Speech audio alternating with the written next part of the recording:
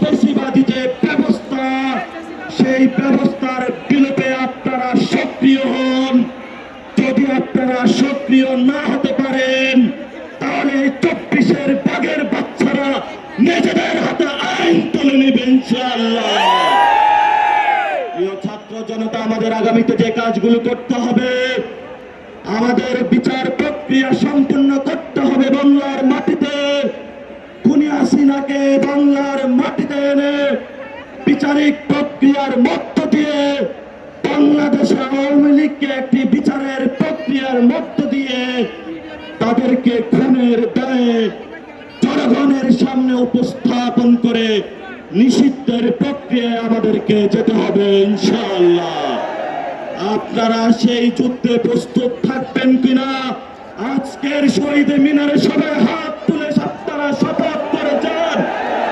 এই শহীদ মিনার দেখে যাও, এই বাঘের বাচ্চারা বাংলাদেশে কোন খুনি হাসিনার বিচার করা পর্যন্ত মাঠ ছাড়বে না।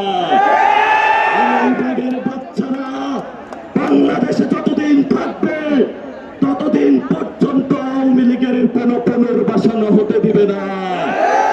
এই বাঘের বাচ্চারা বাংলাদেশে যতদিন থাকবে ততদিন আমরা বিচার এবং সংস্কার প্রক্রিয়া শেষ করে ছাড়বো ইনশাআল্লাহ।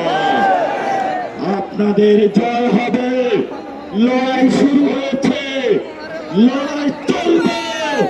যারা বিভিন্ন দেশের আনাচে কানাচে থেকে আজকে উপস্থিত হয়েছেন, আপনাদেরকে আমরা অভিনন্দন জানাচ্ছি।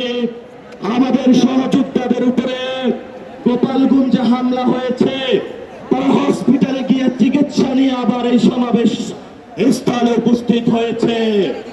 আমরা তাদেরকে অভিবাদন এবং সংগ্রামে শুভেচ্ছা জানাই।